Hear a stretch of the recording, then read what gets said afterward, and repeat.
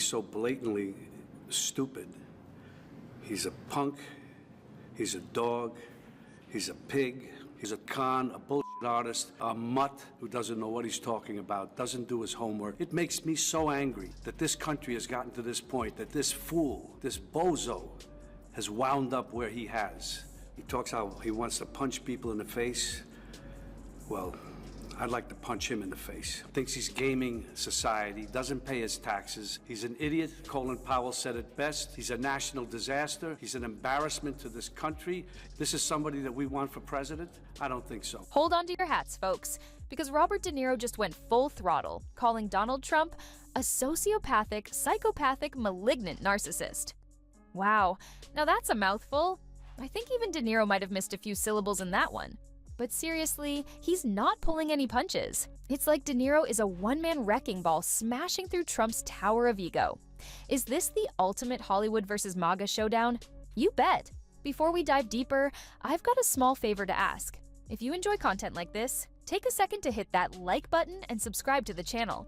Over 98% of you watch without subscribing. It costs you nothing but helps us out in a big way. Did you click it? Awesome, thank you. Now, back to the madness. All right, folks, buckle up.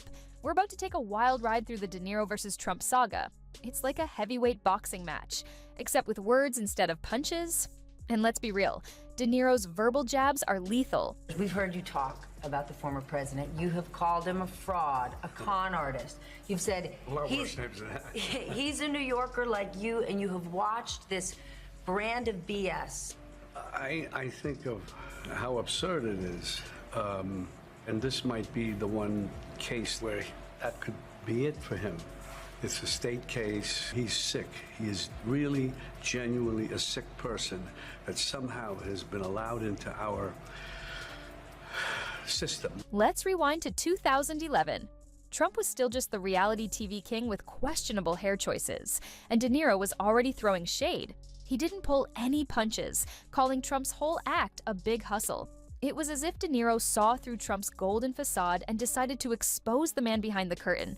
Little did we know, that was just the opening round of what would become an epic feud. Fast forward to 2016, Trump's political career skyrocketed, powered by spray tan and Twitter rants. And De Niro, his insults got hotter than a ghost pepper dipped in hot sauce. By that year, he was calling Trump blatantly stupid and a pig.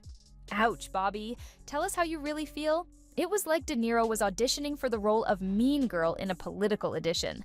But hold on, there's more. At the 2018 Tony Awards, De Niro went full New York and dropped an F-bomb on Trump.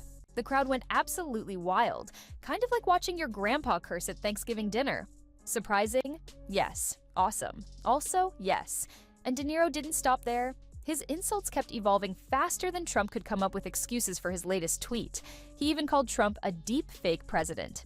That's right, folks. De Niro was basically binge-watching Black Mirror for inspiration. Deep fake? Now that's a fresh one. It give you some sense, not of joy, but of relief at least, that he's potentially facing some consequences, because as you've said before, this guy's a con artist and he's gotten away with it for years. I'm not calling him, I'm tired of calling him names. He just can't be anywhere near the office of the presidency. And it's funny, I was just thinking that he actually became president. He could have done good things. Instead, he had to do it all wrong. But here's where things get real juicy. De Niro is not just talking smack, he's walking the walk. He's been showing up outside Trump's trials like he's auditioning for Taxi Driver 2, MAGA Boogaloo. It's like he's trying to method act his way to taking down Trump. Who needs Hollywood when you've got real-life political drama? Now, just when you thought Trump would be too busy with legal troubles to fire back, nope. He's back in the ring, taking shots at De Niro. You've played a lot of bad guys. Would you ever play Donald Trump? Never. There's nothing about him, there's not one redeeming thing in him that I can see, ever. He's so, as we all know, so narcissistic and self-centered. I don't think they really understand. And historically, from what I see, Even in Nazi Germany, they had it with Hitler. In a late-night rant that probably had his lawyers clutching their heads, Trump went after De Niro like a toddler with a new vocabulary. He called Bobby a wacko and said his movies weren't worth much anymore. Ouch. Donnie, did you stay up past your bedtime to come up with that zinger? And wait, it gets better.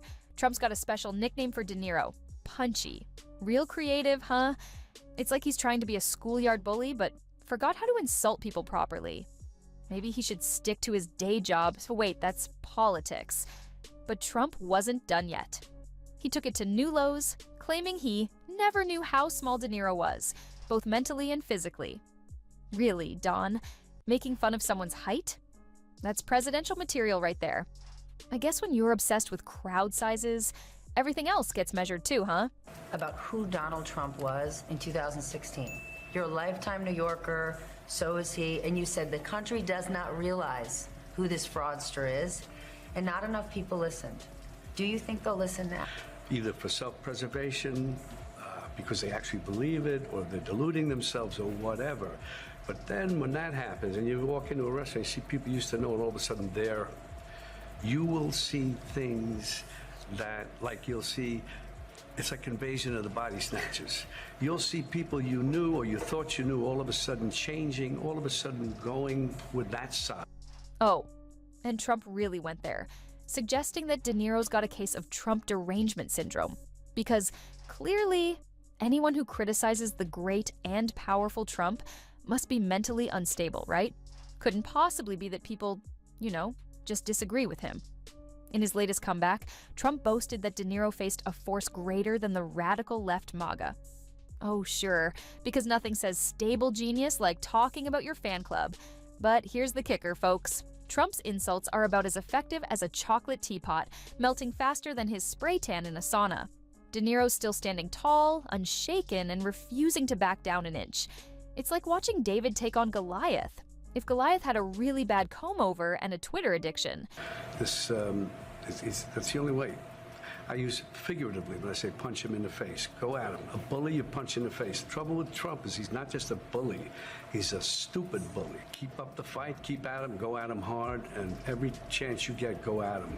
Go at him, because people, they take notice of that stuff.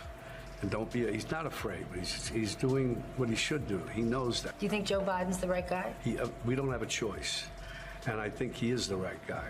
He's a good guy. He's trying to do the right thing. We don't have a choice. So who's winning this verbal boxing match? On one side, we've got Hollywood's tough guy. On the other, the guy who thought "covfefe" was a word. It's like watching a fight where one side keeps landing punches and the other just tweets about how unfair everything is. But here's the twist. While we're all glued to this celebrity smackdown, the real issues are getting buried. We're so busy watching this political soap opera, we forget that stuff like healthcare and climate change is still out there, waiting for some attention. Maybe it's time to change the channel and tune out of this reality show. After all, if we wanted to watch rich guys yell at each other, we could just tune into a Real Housewives reunion. At least there we might learn something useful, like how to dramatically throw a glass of wine. Stay tuned!